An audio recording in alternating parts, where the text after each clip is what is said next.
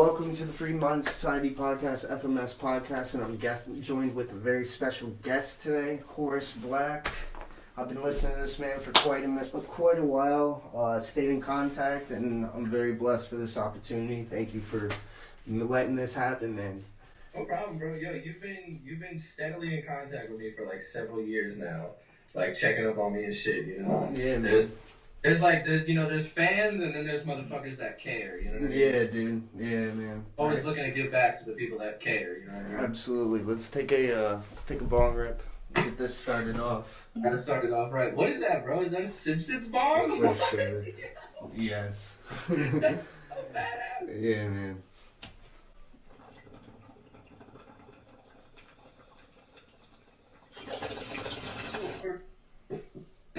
Oh God. This shit tastes like popcorn. What the fuck? Ooh. Movie theater popcorn. Extra butter. Yeah, bro. Damn. Better hit your weed man and be like, hey, what the fuck's going on here, pal? Like, bro, what kind of butter you put on this weed? Because that shit is fire. Some extra sprinkles. You put that, I forget what that one seasoning's called. But the popcorn salt. Like, yeah, like the white cheddar. Yeah, bro, that shit's fire. Yeah. Yeah, dude. Yeah, man. How did you, like, start the whole music thing? Where did you get that, what technology, what were you working with? Were you fucking with your phone? So at first I always wanted to, I always wanted to do something musically, and I never really knew what it was gonna be. When I was a kid, I always loved hip hop. I always had dreams of being a rapper and shit, but like, I didn't like my voice, and like, I didn't think that I could write. And so eventually I got to a point that I just wanted to make beats, and I kept hearing like rhythms and shit in my head, and I found myself paying really close attention to production on like, you know, specifically Outkast and like Dr. Dre and shit, because they have very specific things that they do, you know, and like the people that did Outkast's first album, Organized Noise, like I learned a lot from them. Like, so when I started, straight up, I had a pirated copy of Ableton. Nice. On my computer at home. We support piracy on this podcast. Don't pirate people's music, but software to make music, piracy all day, baby. Make the money to buy the software. You know what I mean? Exactly, bro. It's the ultimate come up. Exactly. So I taught myself Ableton in like a couple of days, and like just started fucking. But I still didn't actually know what I was doing. So I was just kind of doing whatever I wanted and pretending I knew what I was doing, like pretending that I knew everything I was doing, you know, and just seeing what the fuck I could learn from it. And I really enjoyed making beats, and I did like 4 EPs that were straight instrumental, and then my 5th one was called Cycles, and I had this big idea of making all these beats and having like every track be a different artist, and have like I have a friend of mine who's like a girl that like sings over EDM on there, and okay. like all kinds of shit, and like it was a fucking disaster, bro. Like a lot of people said they were down and then dropped off, and like all this shit. As does a lot. Bro, it's so much, bro. Like, and I didn't realize at the time. Obviously, I was thinking like, yeah, I'll make the beats, they'll send me verses, and it's easy. But no, it's fucking not, bro. Like that shit was such a mess.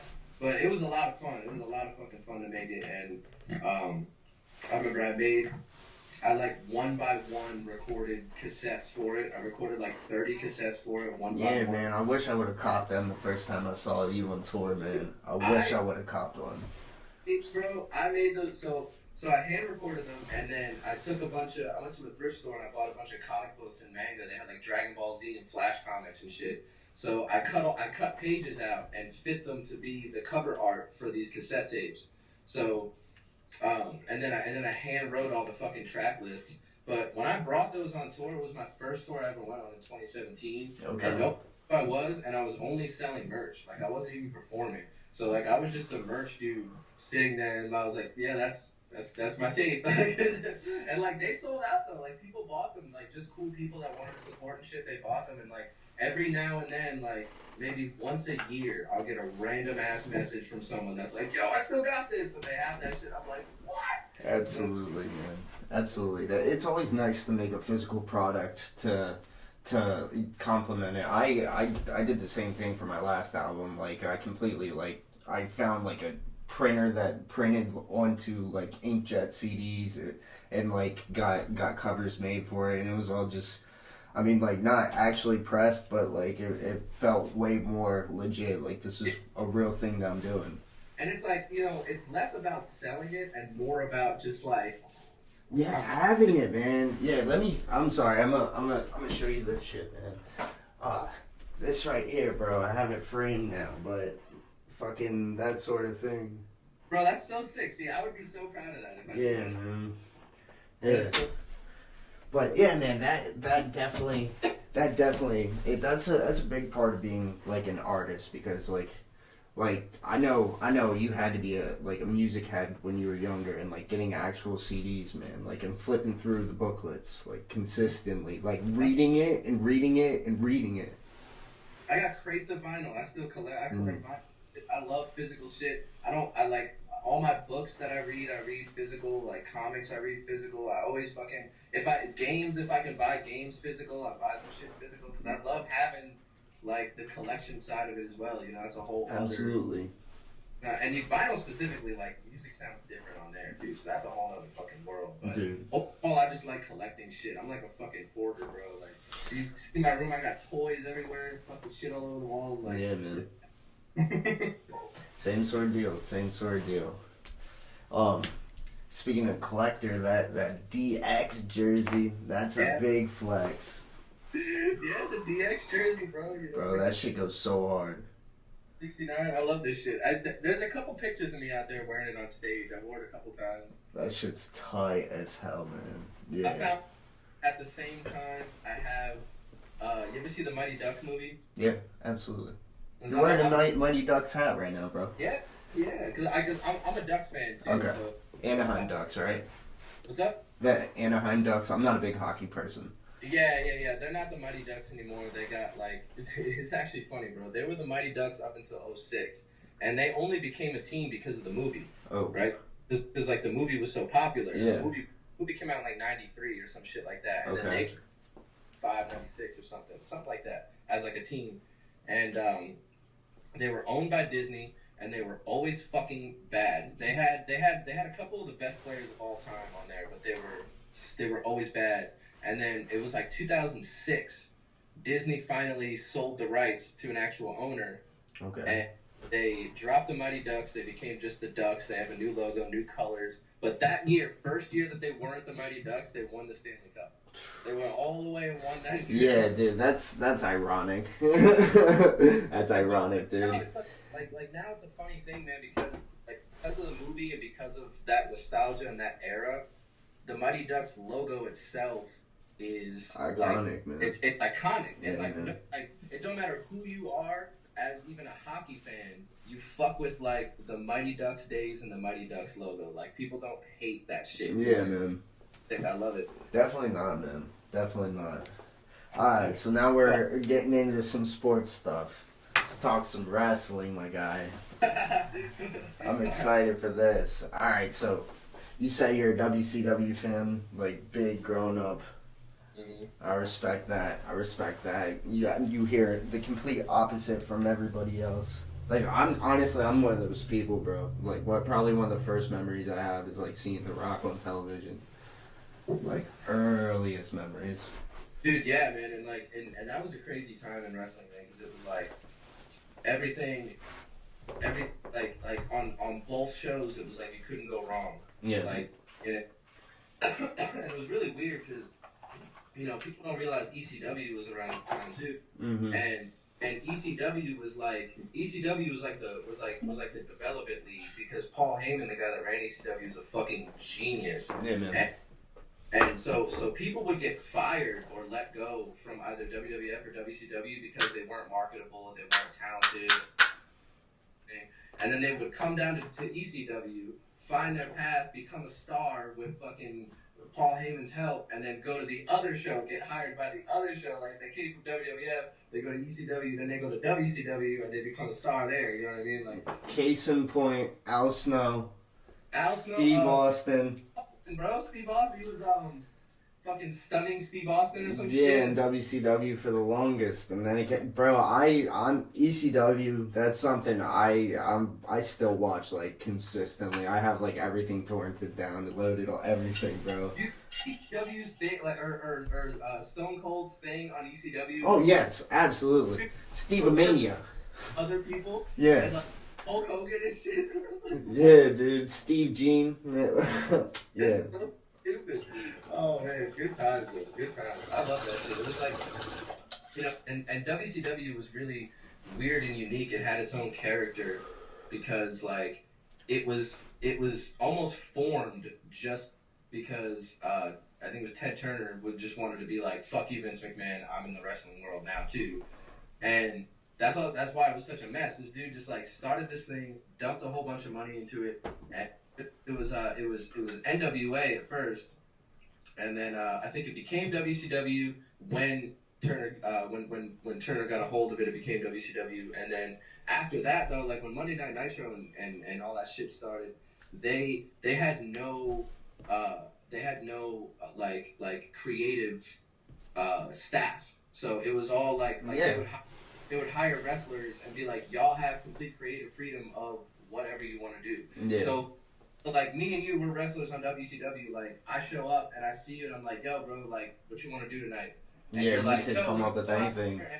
Slap someone and take our pants off and take a shit in the ring, and then we're gonna and then you're gonna slam me into it, and then that's it, you know, and then that's on live TV. Nobody was there to say no. That would sell. That would sell so much, and we'd be so over. I would watch somebody get slammed. Exactly. Take a shit in the ring? Hell yeah. Some Gigi Allen shit. Facts, bro. That's what I was about to say. Gigi Allen. Yeah, man. Take a shit in the ring, make somebody in the crowd come out and eat it. You know, that's how we do it. That's how we do it. It's just WCW shit. No big deal. Absolutely.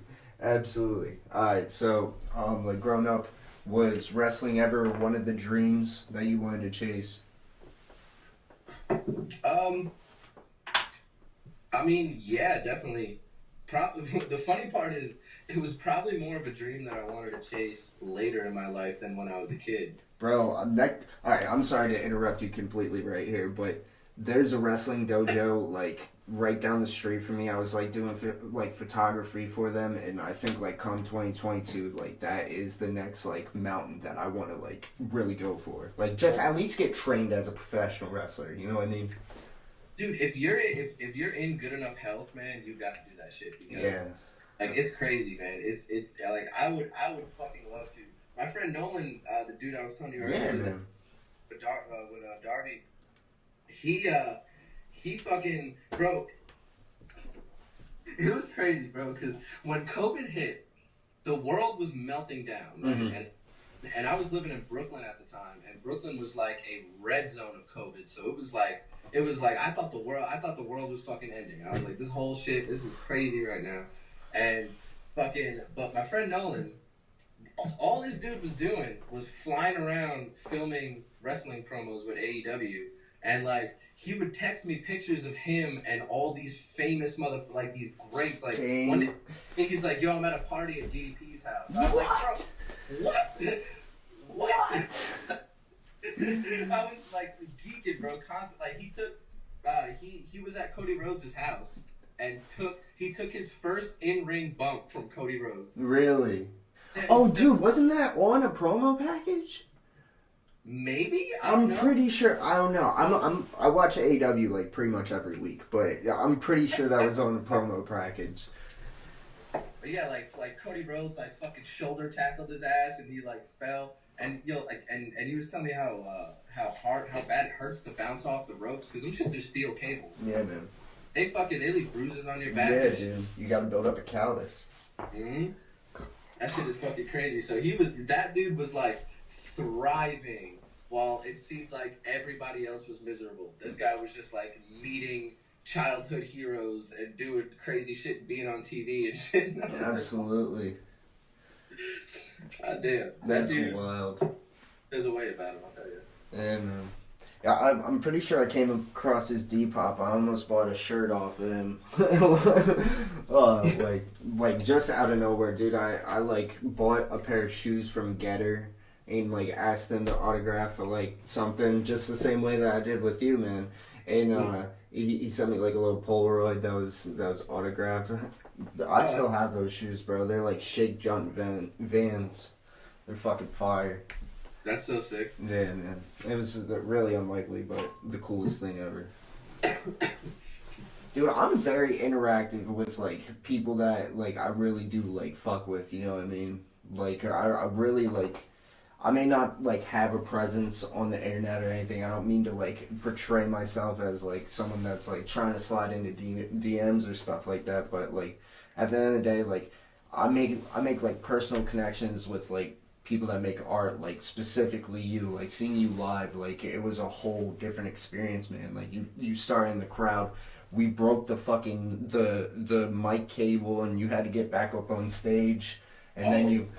So that's right. So you were in Philly then. Yeah, man.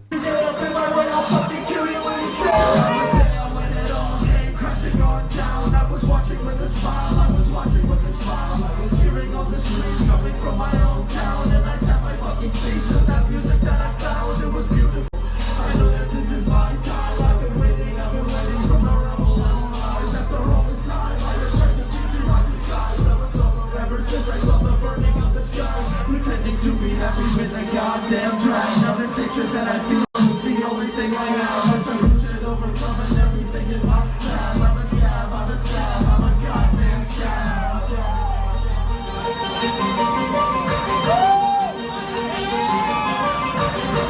Yeah, I was in Philly, and I was in New York. I was in Brooklyn in 2018.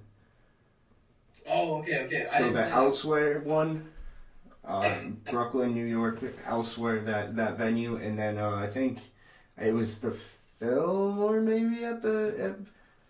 Fillmore. Okay, yeah.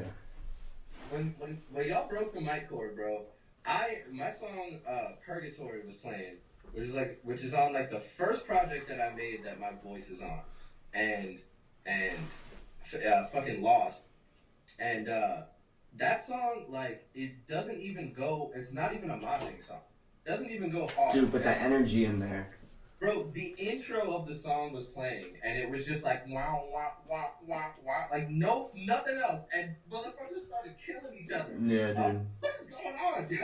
That night, it did turn into a war zone in that crowd. It really did, in like the greatest way. In the greatest way. Great. It was fucking. It was so great, bro. Absolutely. We had you in like you were like in the circle, not even like in the middle of it doing your thing. You were like around the outside, and somebody was like stomping around, and then that's when the fucking microphone cord snapped because we were all going too hard. What's your favorite show that you've ever played, like ever?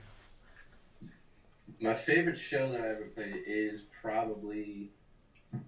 It probably is Finland, or that Philly one. Honestly, that Philly one was my favorite U.S. show for sure. Yeah. That shit was amazing. That was wild that night.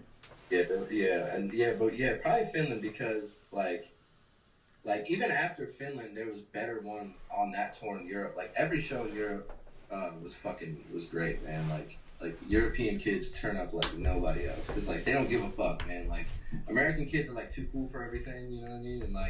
And like European kids, bro, if they feel energy, they just match that energy and they go just as hard as you. And I love that shit. They read it and adapt. It's so fire, and Finland was the first time, and I think I said this in that interview too. Finland was the first time I played a show that was my actual fucking dream. Like once it became my dream to be a performer, I was like, I want to play a show in the crowd that everybody's going fucking nuts. And Finland was the first night that I got to get in the crowd, and everything. And it was fucking crazy. It was only like the third or fourth or fifth show on that tour. But they were bigger venues, and most of them had barricades that were really far and shit. It was really hard to get in the crowd. But I tried to do it at like every show. I tried to get in the crowd at like every fucking show there. But absolutely, it always work out. Yeah, man. That's definitely like like you can't get any closer. I mean, like I feel like it diminishes that mystique. You know what I mean? Like in the greatest way possible. It's yeah, bro. It's like, you know, obviously I like being on stage too, and there's nothing. Like I used to always post this. Like every time somebody posted a picture of me in the crowd, I used to be like, "Fuck stages, fuck stages." But like, you know, obviously being on stage is fucking great, and I'm not. And I would never say like, you know, people who perform on stage are bitches. Like obviously not. Absolutely not. You know, obviously not. But like, definitely, I feel like getting in the crowd takes away this thing that a lot of people have. Like a lot of people don't have this, but a lot of people do have this. And it's just like when they see somebody up on stage, standing higher than them, doing something that they feel they can't do, they get this like godlike view of them, especially if it's somebody that they admire and shit, you know. Absolutely. And so a lot of people get caught up in that shit, and that's why when they see you outside and you're walking on the same level of ground that they're walking on, they fucking go apeshit. Yeah. You know what I mean? Run up to you and they ask you a whole bunch of fucking questions and shit. Like, I don't really understand why people are like that, but it seems like doing shit like getting in the crowd when I perform, and then after I perform, I would always walk around the venue and shit and hang out with everybody. Like, that kind of shit, I feel like leaves a mark on people, and they know who you actually are. Because, you know, if I'm doing that and I'm a fucking piece of shit and I'm a pompous asshole, there is a lot of fucking people that have enough personal experience with me to know that I would be a piece of shit and a fucking asshole. You know what I'm saying? Yeah. So it shows that I'm not that like I'm willing to show everybody exactly who I am. You know, no matter what. I'm not trying to hide from people like that. You know, and I'm trying to hang. Like, if you're cool, then I'll be cool and we can chill. You know, like and it, you know, it comes back around too, bro. Like, I remember when that shit happened in Austin when the fucking security guards like jumped me and shit at the show in Austin. What the fuck happened there, bro? It was like, you know, we played this show in Austin, and it was one of the last shows on that tour. There was I think 2 shows after that. There was Dallas and then an LA one, or Dallas and 2 LA ones, or something like that. Like after Austin.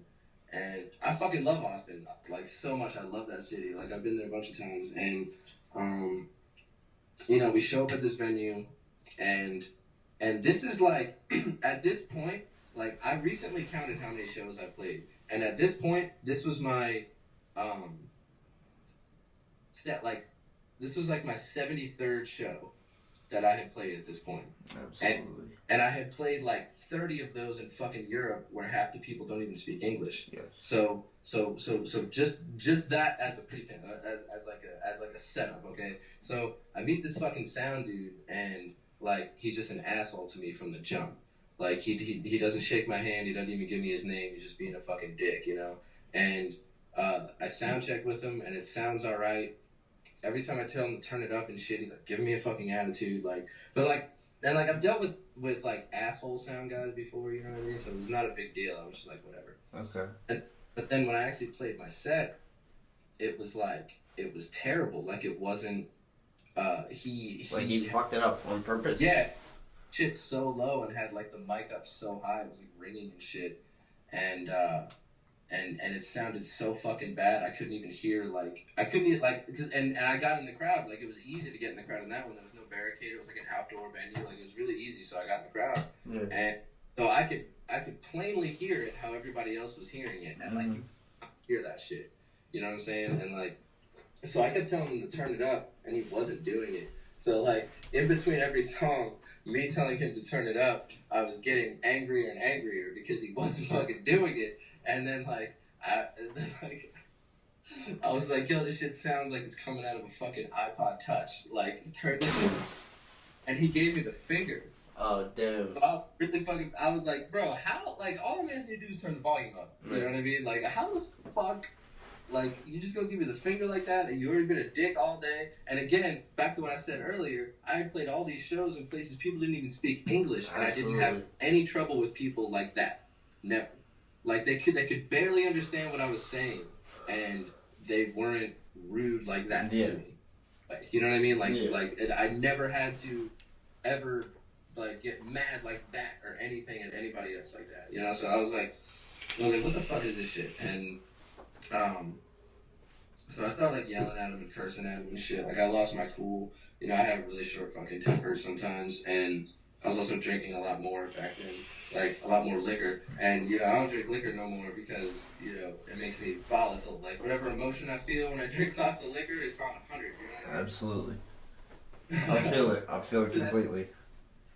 So, yeah. So I was like, you know, losing my shit or whatever, and he starts talking shit back to me, and they cut my set off obviously, and I go to leave the stage, and the security guard that was working the side stage, he like stopped me.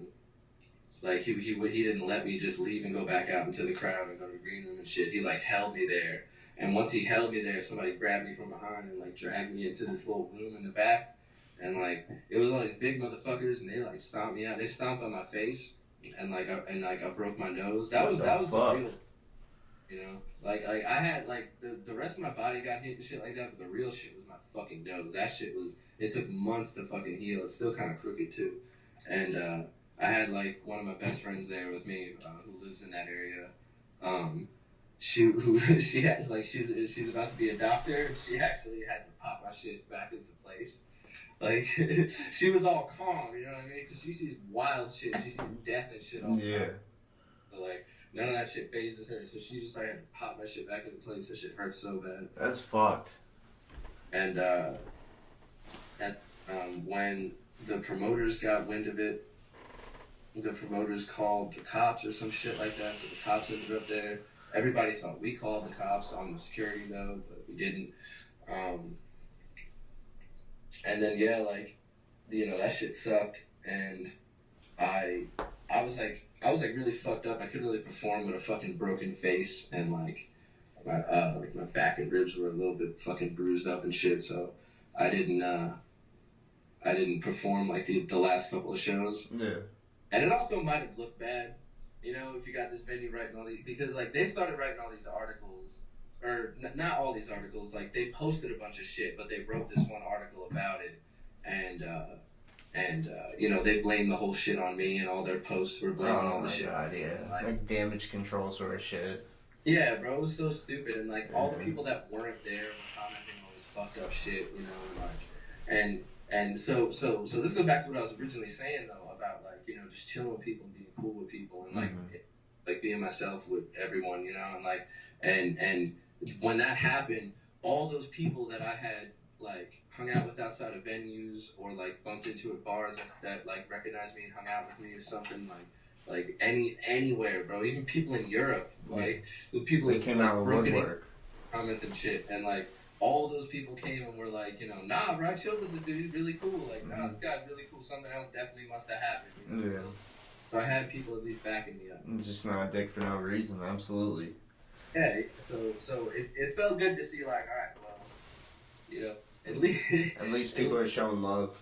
Yeah, at least people are showing love, you know, because you know, it made me glad that I didn't shut myself off and like, and be all, and you know, hide from everything and just like stay in the green room or stay on the bus or something and just, like, be all mysterious. Like, it made me glad I never did that shit. Yeah, man. Yeah, man. I also like probably, I think it may have been probably in Brooklyn. I saw you outside and told you that I fucked with your set, but just in passing. No, I think it was Philly. I think it actually was Philly. Really? Yeah. I think I messaged you right after. I was like, bro, I just said what up to you or something like that. Good times, good memories. Yeah, good old days. Yeah, man. Alright, so I got a list of topics here. Went through a couple of them. Alright, give me your best Ric Flair woo. Oh, bro, you gonna make me do this? Yeah, man, I need it. You gotta do one first, though.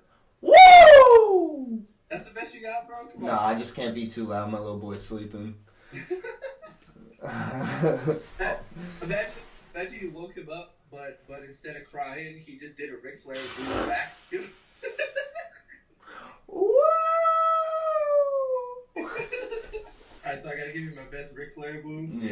You got it. Alright. Woo! Thank you. Gang. Pineapple on pizza, yay or nay? Yeah, I fuck with some pineapple on pizza, bro. Fuck yeah, all day for me.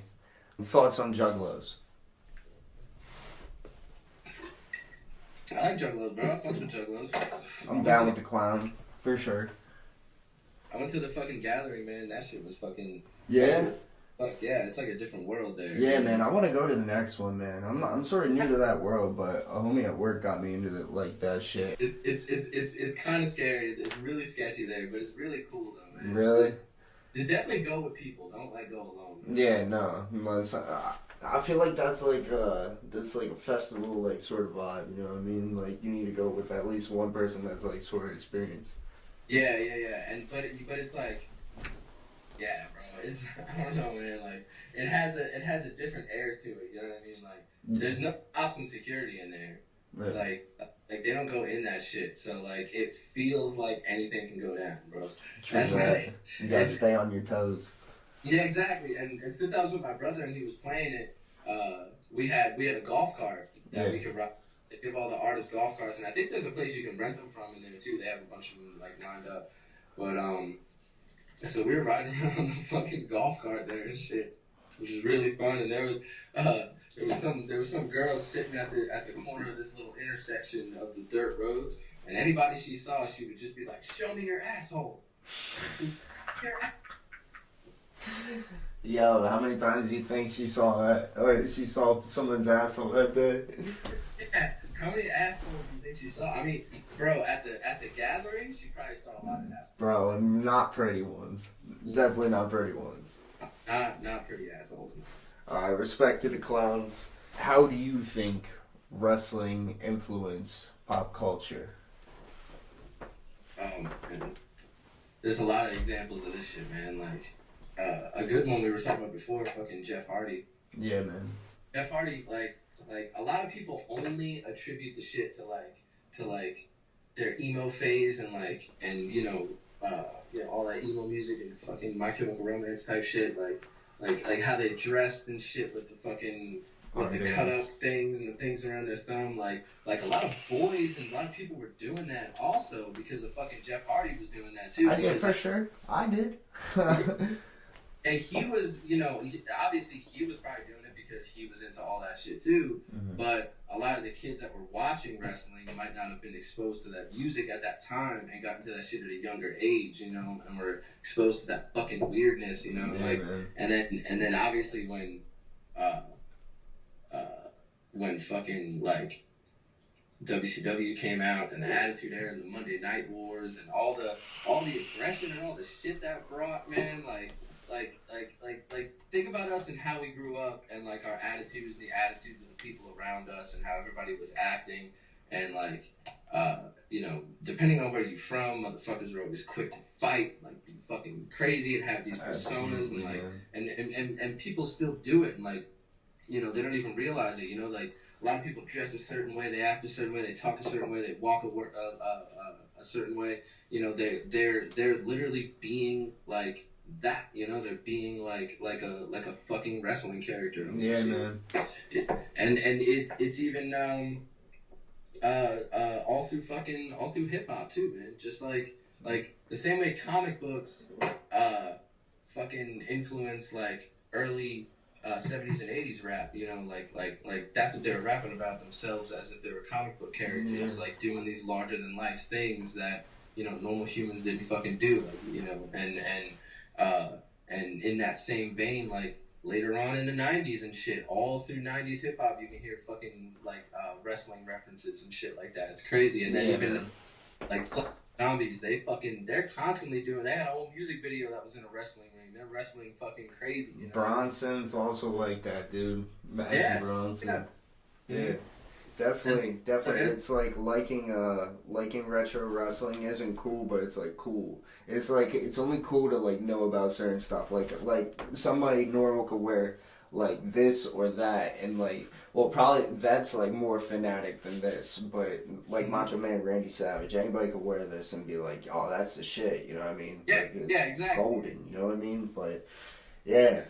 dude, like shirts sold at like Spencer's and stuff. Like WWE has like all their retro shirts in Spencer's now. I bought like an Eddie Guerrero t-shirt. That shit was tight. So, like, obviously since your brother is who he is, like Ghostman, the things that he talks about in music, like I wholeheartedly fuck with it. Like I'm a diehard fan, but that has to expose you to like some darkness, like when it comes to shows and stuff. Like what have you experienced like in the music world, like demon wise? What personally have you felt like you've been affected, like beyond the addiction stuff, you know what I mean? Because I feel like it's easy to get wrapped up in alcohol and shit like that, you know what I mean? Like the dark shit. I mean, definitely, you know, that, like, there's at least in the situations that I was in, there's a lot of alcohol and fucking drugs around and shit. And, like, there's always been certain things, like alcohol is something I have a tricky bit of control on, but, like, when it comes to drugs, there's always been certain things that, like, I love that I want to do, or certain things that I want to try that I hadn't at that time or something, and then there's certain things that I just don't ever want to go near, you know, Absolutely. So, like, I just have no interest in that shit, like, so, like, you know, like, Coke is always fucking around, and, like, I don't like that shit, I don't want to fuck with that shit, so, like, that was never a big, but, so, I just smoke a lot of weed, and the drinking is a problem, a little bit, and, I love psychedelics, too. Yeah, like, man, I keep a bag of mushrooms. I microdose with that shit. Yeah, bro. Like I never had done it at the time of those tours, but you know, now that I have, definitely love that shit. But aside from that, man, I'm not really like I don't really have drug problems at all. No. I mean, I smoke a lot of cigarettes too, so. Maybe that's another thing you can tack on. Dude, I'm heavily addicted to nicotine, man. As you can see, I'm fucking chief in vapes, bro. I fucking rip shit all the time. It's really bad, but it's more about like that oral, like hitting something. You know what I mean? Having something in my hand. It's that ADHD shit. Yeah, man. Yeah, But as far as other dark shit, the only thing that I could definitely personally say for myself is that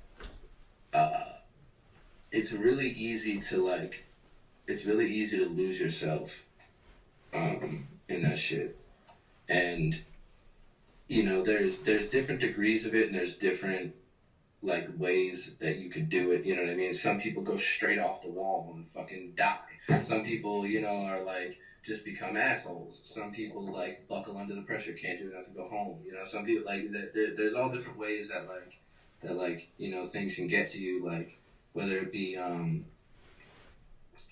like a lack of sleep. You know, you're really fucking tired, and you're like you know you fucking obviously have been drinking too much or doing whatever the fuck too much, whatever the hell your other vices might be if you're out there. absolutely.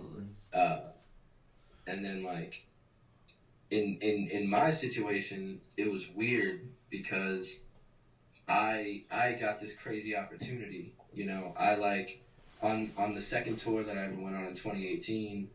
I was doing merch the whole tour until we went to the 2 Canada dates. We had a Montreal and a Toronto date, and we had for some reason, all the other people, like, we had, like, City Morgue on that tour at one point. What? And I think, no, that wasn't the tour, like, Harm's Way and all them were on it, but there was, like, a bunch of other people on that tour, too, that, like, cycled through as the openers. Okay.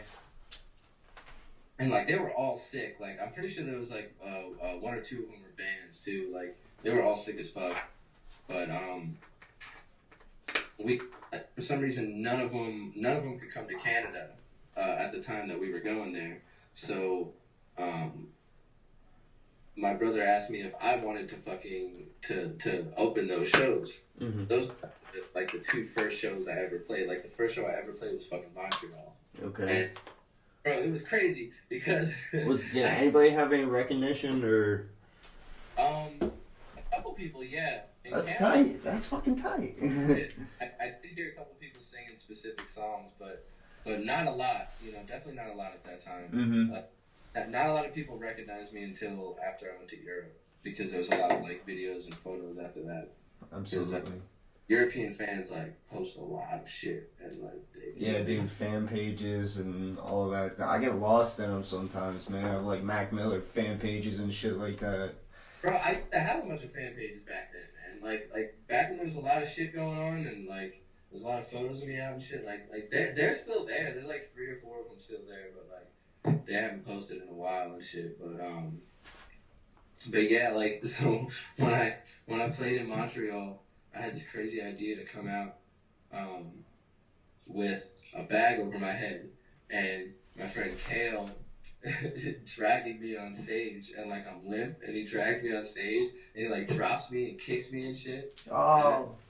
And like my first song starts playing, I take the bag off my head, and then I start going, and that shit, bro, went crazy. Like when I was rolling around on the ground and shit, people started going crazy, and I took the bag off my head, and I had like green hair still and shit. And they were fucking like, they loved that shit. So like I felt great that my first show went good for sure, because like that could have gone very bad. You know what I mean? That could have gone very bad for sure. But good. And you know, after that, my brother asked me if I want. I think we did. I think the next thing we did was Australia and New Zealand, and I was doing merch for those. And then he asked me if I want. Well, yeah. After that was Europe, and then after Europe was those ones. But like yeah, so he asked me if I wanted to fucking open for him in Europe, and I was like, what the fuck? I was like, I only played those 2 shows, and you're asking me to open for you all across fucking Europe. Like, I almost shit myself, but I was like, yes, definitely, I will do that shit. And then, like, so for me personally, doing all of that, doing all those shows, and like, being in that specific position that, like I was supposed to start at much, much, much smaller shows on my own. Mm-hmm. Like, literally, what I'm doing now, that like me and my roommate have been doing and just like having fun with and shit, like that's the type of shit I started starting on. So as a performer on my first tour, I was instantly put in front of like 500 to a couple thousand people every night. Yeah. Because they were European fans and they're so fucking sick and they just turn up, they were all going nuts. So literally my first big batch of shows were just crazy ass shows constantly. Yeah. So I was spoiled right from the jump, and like, so my version of how I kind of lost my fucking self was like, I started to think too deep into my next projects and like where I would go. And before that, I was just making a whole bunch of music at home and shit, and I should have just went back home and kept making a whole bunch of fucking songs and stuff, but like I didn't. I kind of like froze up creatively. It took me like a while to make shit, and the next thing I made after that, I think like Dystopia 2020 was already out at that time, and the next thing I made after that was fucking Disengage. Yeah, all fucking fantastic. Like, for all them fucking tours and shit, and like I was writing that shit for a long time, and like I was fucking going crazy over it, and like I love it. I'm very proud of it, and it's like to me right now so far it's like my magnum opus. You know what I'm saying? It's like my greatest fucking creation like of music. You know, I love that shit, but it's only fucking 10 songs, and I haven't released much since that, and like I should have released more before that. And, like so for me it was like I started thinking way too deep into what everybody else was thinking about me. Even though I was carrying myself a certain way, I didn't care about my I was still just chilling as myself. When it came to music, I thought that shit was under a microscope. You know what I mean? And like it wasn't. Really, like, I was in a certain phase where it was just like, I was like, I was like young in the game and fucking, and like interesting and weird, and like, you know, people just fucked with me and like and just wanted to hear what I was gonna do next, and I should have just kept going. I should have just, but like I kind of I thought people cared more than they actually did, and it caused like making music to be really fucking hard. You know, because everything that I was writing, I was changing every little thing, and like all the beats I was making, I was like going crazy over and thinking that they weren't hitting hard enough, or that they weren't, you know, conveying the right thing I was trying to convey, and like so you know, in reality, none of that's true. Like, you know, in reality, Disengage probably could have been exactly what it was, and it could have been released 6 months fucking earlier. You know, if I really wanted to, but like I overthought it a lot. I mean, like, at the time that I recorded Disengage, like, I was in California using, like, my brother's studio and shit, and, like, I didn't have a lot of money, so, like, I would just spend a couple days there. Like, I would Uber there and just spend a couple days there with, like, Hot Pockets and shit in, like, the fridge that was in the little lobby area. Yeah. And, like, and that's how I made Disengage. And, like, so it was like a great time for me to do that, like alone, and you know, come up with what I did. And it was the first thing I ever recorded that I was able to hear myself while I was recording.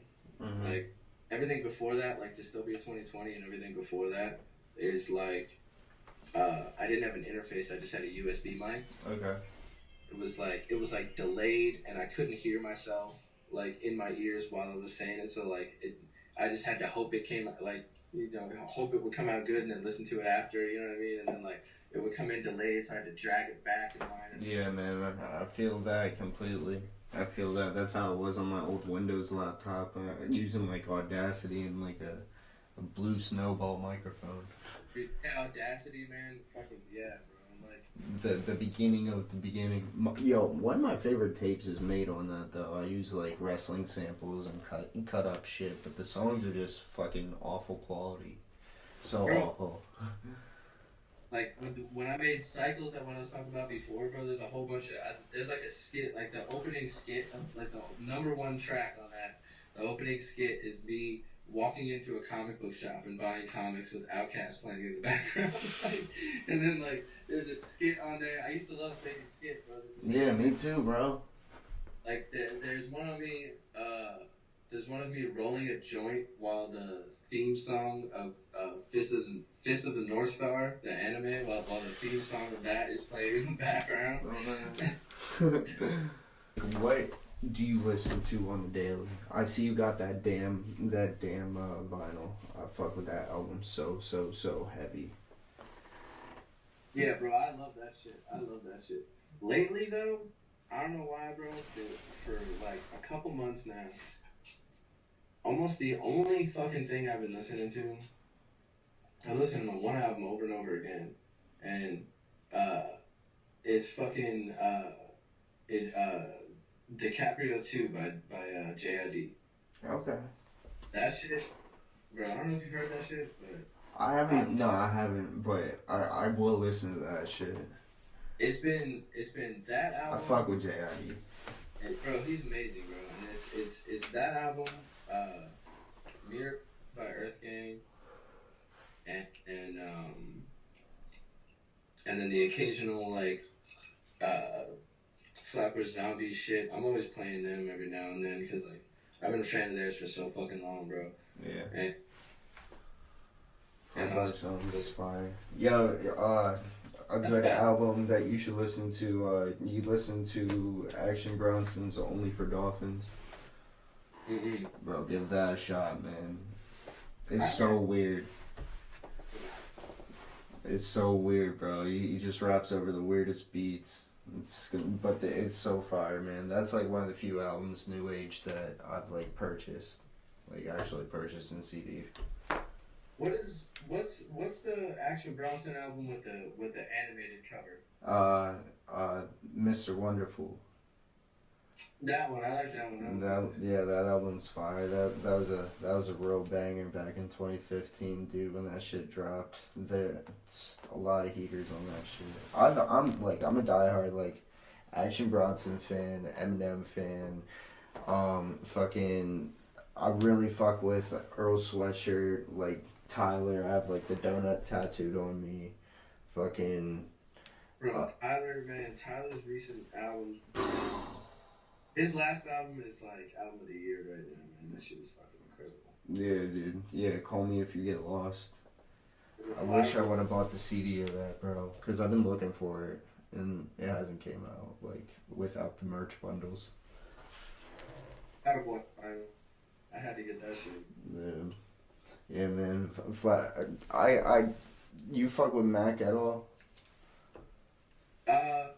It's like I don't not fuck with him or hate on him or anything. Like I just Yeah.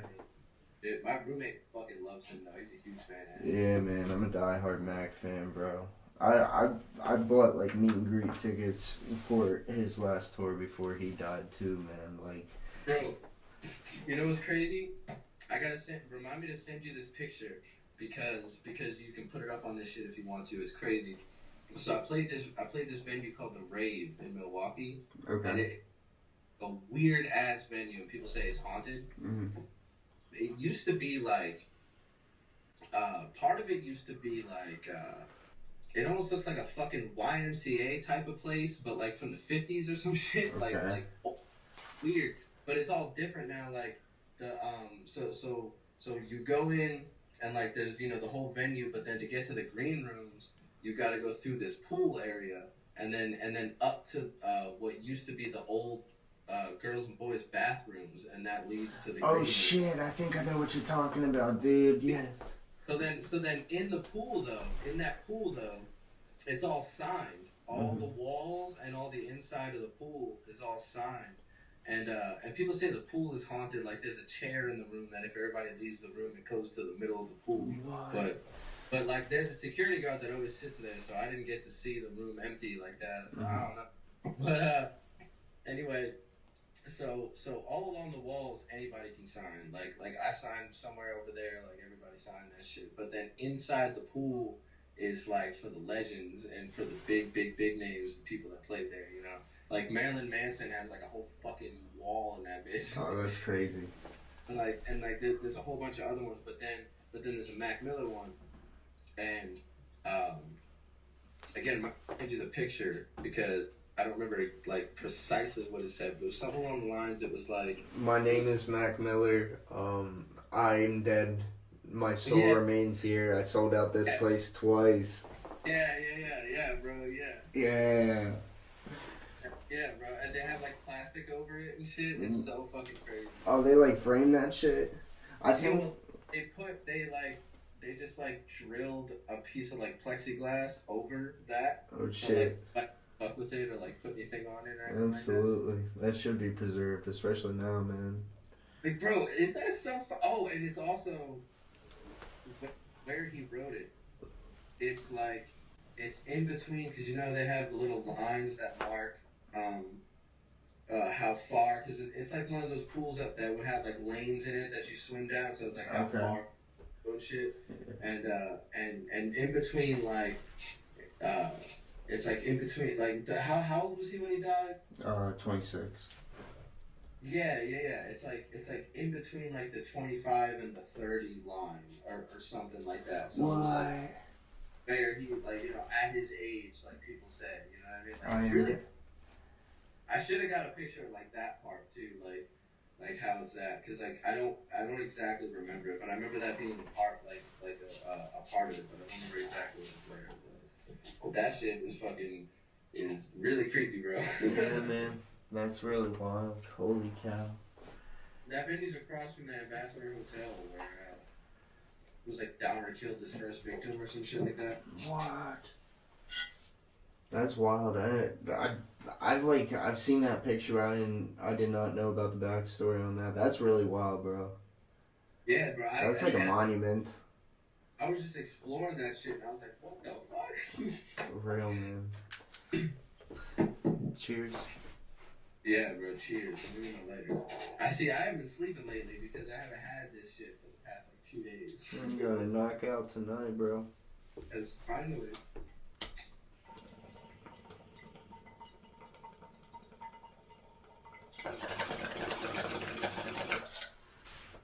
Wait, hold on, bro. I'm sorry. Are you sitting in a wheelchair right now? Yeah, dude. This got a funny backstory too. I just fucking realized that shit. Yeah, man. Yeah, I had it covered up with the green screen here, but that shit got annoying to keep because I can't sit still. You know what I mean? So where the fuck did you get the wheelchair from then? Okay. So, it was outside of a Burger King by the dumpster. And I took it.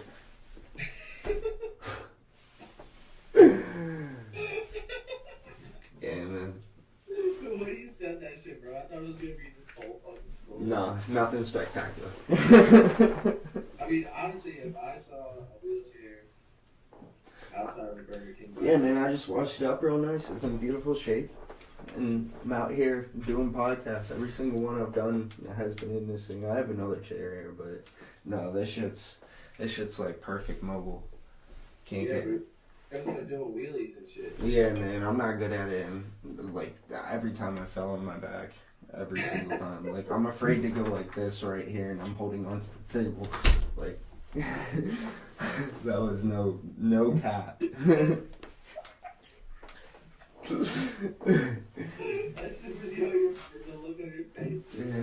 I'm gonna zoom in on that.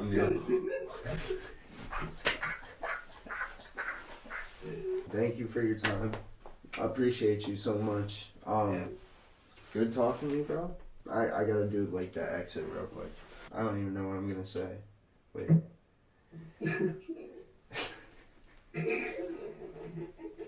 Dumb ass. Yeah. We used to cut this out, but now I don't think we should, bro. We should keep that in. And that concludes the Freed Minds Society podcast with our guest, Horus Blak. His tags right under there. Anything you gotta say?